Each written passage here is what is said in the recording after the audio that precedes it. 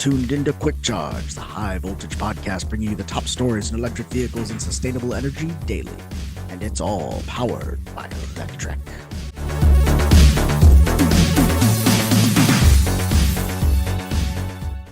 Welcome to Quick Charge. It's Juneteenth, June 19th, 2024. I'm your host, Joe Boris. It seems that Ferrari, the most famous Italian sports car brand of all time, is entering the EV market. And now we know a little bit more about its first ever EV, its price. That new first ever electric Ferrari is going to carry a price tag of $535,000 when it finally comes to market in the US sometime later this year. Peter Johnson covered this in an article today, along with a couple of other insights on the car. If you're a fan of things that go fast and good looking Italian sports cars, definitely check this one out.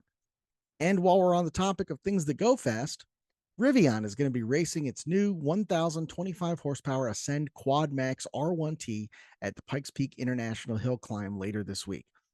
We've, of course, seen some wild concepts like Ford's Supervan that raced up the mountain last year. That was a 1,400 horsepower version of Ford's electric transit van with massive wings, super downforce. This is a little bit different. This is going to compete in a stock class. It's very similar to the Ascend Quad Max trim that our own Fred Lambert tested a couple of weeks ago. But this is a production class vehicle. And I think this is very smart by Rivian. If they do a really good job, they go out there, they crack that 11-minute time barrier. That's going to be a huge, huge accomplishment for effectively a production 4-passenger unit body pickup truck. If they do not so well, they get their clocks cleaned by some other more serious, more aggressive racing vehicles. Hey, that's okay too. This is a promotional thing that we're doing just to have a good time. It's a factory truck. It's very similar to what you can go out and buy. And of course, race cars are going to be faster than, road legal pickup trucks. So very, very smart. And I think they're going to have a really good time with this. It's going to be a really popular vehicle up at Pikes Peak. So throughout this article, they're talking about the Ford e-Transit, the Ford Super Truck. So let's talk about the Ford Super Truck. Earlier this week, Ford pulled the sheets off its F-150 Super Truck.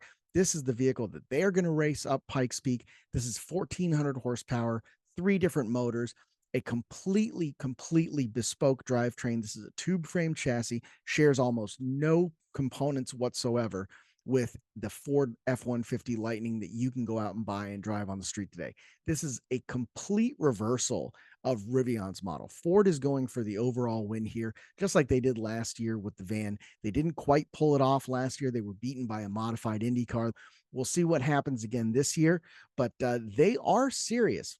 This body features a lot more aero work. It's a little bit less related to the production vehicle. They're a little less beholden to it, I think, than they were in the profile of the Ford Transit van last year. And I think this is really going to play to the strengths of this all-out unlimited class type of racing here. So this is a great looking vehicle. We can't wait to see what it does up the mountain.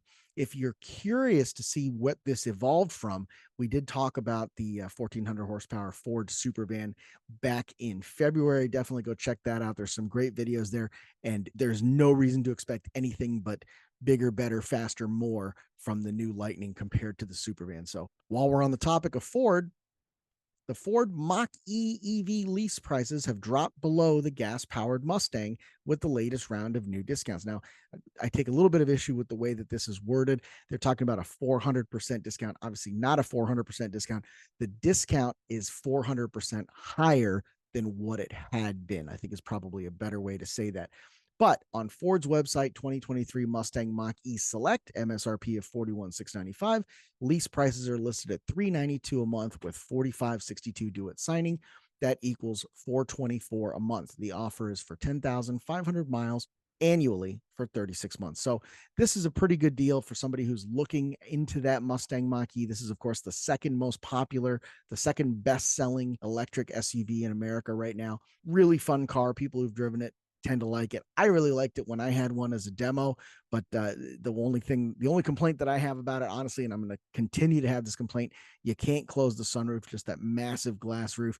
It's really cool. It's great at night when it's 100 degrees out. That thing's not your friend, but still tremendous deal from people who are looking for something like this car, who want to do something maybe a little different from the Tesla, maybe a little sportier than the ID4. I think this Mustang Mach-E is going to fit the bill.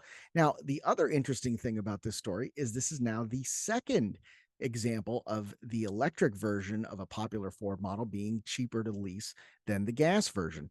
Last month, EV made easy, electric F-150, $200 a month cheaper to lease than the gas version. Definitely check that article out if you want to hear more about it. The same is still true. All of this information is coming from Cars Direct and Cox Auto. So we've got some real numbers there. You can check the sources, click through to the deals, and get them yourself. Let us know how that goes. Now, of course, all of these aggressive discounts and aggressive pricing structures, these are all driving sales. And it's something that the Chinese are paying attention to because, of course, the Chinese automakers, the Chinese EV manufacturers are looking to get into markets where Fords, Teslas, Volkswagens are already incredibly popular. As those trade wars escalate and you start to see things like tariffs being put on Chinese made batteries and Chinese made vehicles, especially in Europe, China is going to respond. Earlier today, Scooter Dahl wrote this article about the trade wars escalating as Chinese automakers are requesting retaliatory tariffs on cars imported from the EU. Now, this is primarily going to affect luxury brands, vehicles that are brought over, whether they're Opels, whether they're PSAs, whether they're Peugeots, Renaults, but primarily Mercedes Benz, BMW, Audi, these luxury brands, these aspirational brands that upwardly mobile Chinese executives, business people have been wanting to be seen in now for several years. They're looking to raise the tariffs on those effectively in retaliation for the tariffs that are being put on the Chinese vehicles. Now, these are high profit vehicles from these manufacturers. We'll just read exactly what it says. The report states that China's Ministry of Commerce held a meeting in Beijing on Tuesday with big names in automotive, such as SAIC, BYD, BMW, Volkswagen, and Porsche. During the meeting, Chinese OEMs called on their government to, quote, adopt firm countermeasures and suggested that positive consideration be given to raising the provisional tariff on gasoline cars with large displacement engines. So this is going to be Mercedes G-Wagon. This is going to be Maybachs. This is going to be V10 Audis, all the stuff that these companies really make big profit margins on. And it's going to hurt them. I don't think it's going to hurt them as much as it would in a market like Dubai, Saudi Arabia, something like that. But it's certainly something that the European automakers are going to be keeping an eye on.